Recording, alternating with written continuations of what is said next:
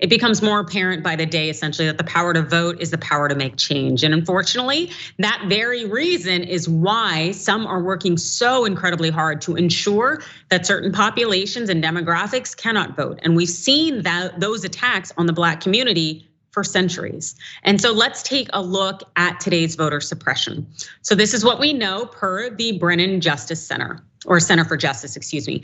As new restrictive laws take effect, there is mounting evidence that they are already disenfranchising voters. For instance, fewer than 1% of absentee ballots were rejected in Texas in 2020 after the state enacted a stringent voter ID requirement for those ballots. Rejection rates skyrocketed and reached almost 22% in the largest counties. And after Georgia passed mail voting restrictions, voters in the state's 2021 local elections were 45 times more likely to have their mail ballot applications rejected and ultimately not vote as a result than in 2020.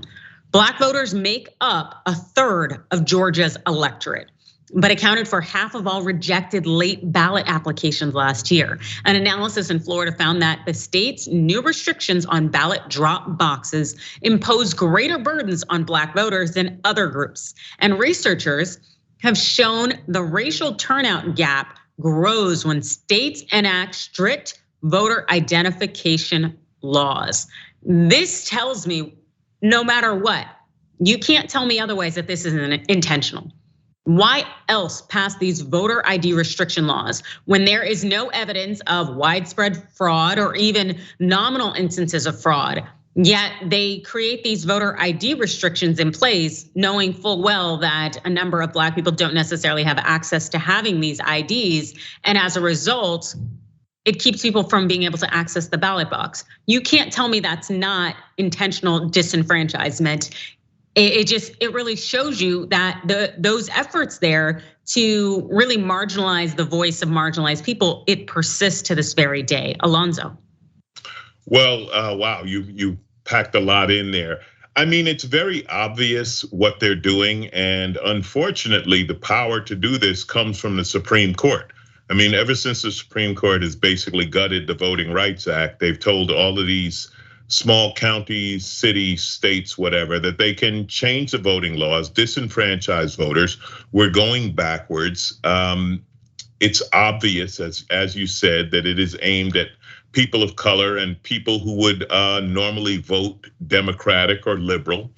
The problem is once the Supreme Court's on board, there really isn't much you can do. You don't have a place to fight. The comical part is when it comes to voter fraud, they keep finding it in the Republican Party. That's where you find people voting in multiple states. You find people voting, for their dead relative. I mean, they don't even try hard when they fake it. The only good thing about this is when they try to stop Black people from voting, it inspires them to vote. And we've seen it, unfortunately, people waiting in these long lines and going to whatever length it takes to vote. Georgia, now you can't, this was really funny. You can't give people in line water, yet there's a political action committee for Herschel Walker that was giving away gasoline vouchers. So it's like, oh, you can't have water, but we can give you gasoline. The system is rigged, the deck is stacked. It's gonna be a very tough fight. And as I said, the only good thing about it is the tough fight inspires people to vote. So hopefully people get out there. I don't know how we change this Supreme Court. Absolutely. And Kyla, before I throw it to you, I want to go ahead and build off of something Alonzo said in terms of the long lines. Something else we know from the Brennan Center for Justice is that Black voters wait on average 45% longer than white voters to cast their ballots, with some voters in majority Black cities like Atlanta waiting upwards of 10 hours to vote. And contrary to popular belief, turnout among Black voters and other voters of colors remains significantly lower than among white voters. Despite the record overall turnout in 2020 election, only 58.4% of non-white voters participated compared to 70.9% of white voters. That says a lot, without a doubt, that this is intentional, that these hurdles are put into place, that these limitations are put into place in order to ensure that our voices are not heard, because those in power don't want our voices to be heard. They don't want us to participate in the process. That is without question my read on it. Kyla, is that how you see it too? Most definitely, and you know that this issue is very personal to me. I organized with a youth pro-democracy organization last year, and in early January, we hunger striked for democracy in order to save our right to vote. And so the fact that we had a federal piece of legislation, the Freedom to Vote John R. Lewis Act, fail because of 2 senators, we know that the system is broken.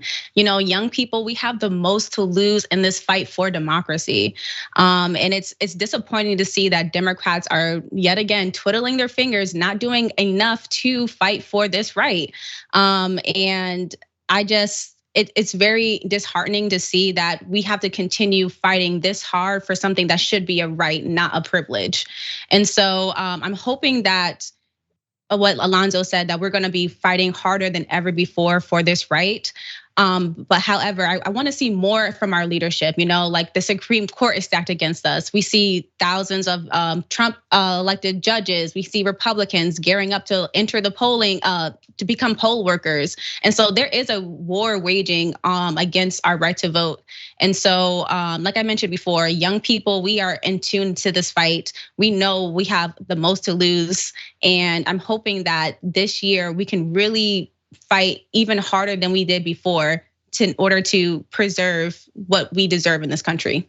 Absolutely, because it seems that there is a significant divide, and that division continues to be perpetuated just by virtue of the fact that our voices are being muzzled. We are not able to speak out and to make change. And it's so incredibly disheartening given how especially they speak, especially about Black women, changing the electorate, being able to be those voices who are getting out and canvassing and voting. And that should be recognized in terms of our leadership and that which is being done in our name. But it continues to be oppression across the board. And we're also seeing that through gerrymandering. This also from the Brennan Center for Justice. In the closely divided state of North Carolina, for example, the legislature initially passed a congressional map that gave Republicans an advantage of 10 to 4 seats over Democrats, in part by drawing out one of the state's only 2 Black members of Congress. That map has been improved after litigation, excuse me. In Georgia, people of color drove 100% of the state's population growth, but saw no corresponding increases in political power. Black Georgians now make up 33% of the state's population, but out of the state's 14 congressional districts, only 2 are majority Black. Conversely, while voters will dictate outcomes of 9 of the 14 seats, despite compromising only around 50% or comprising only around 50% of the population. That really shows you that these hurdles, these limitations, that they are enacted with a purpose. They're intended to disenfranchise, to keep us from being recognized, our voices from being heard, and the requisite change that would uplift, empower, and provide us with the same freedoms that our nation says we all should be afforded. That no, the powers that be do not want that. And so that they are doing their damnedest to keep us siloed. Alonzo. Well, I mean, you said it, the powers that be, and like Kyla said, the problem is, it's not the Republicans, because we know what they're up to, right? It's the Democrats. It's the Democrats not stepping up. I mean, Kyla, I feel for you as a young person having this fight, because you know who else fought this fight?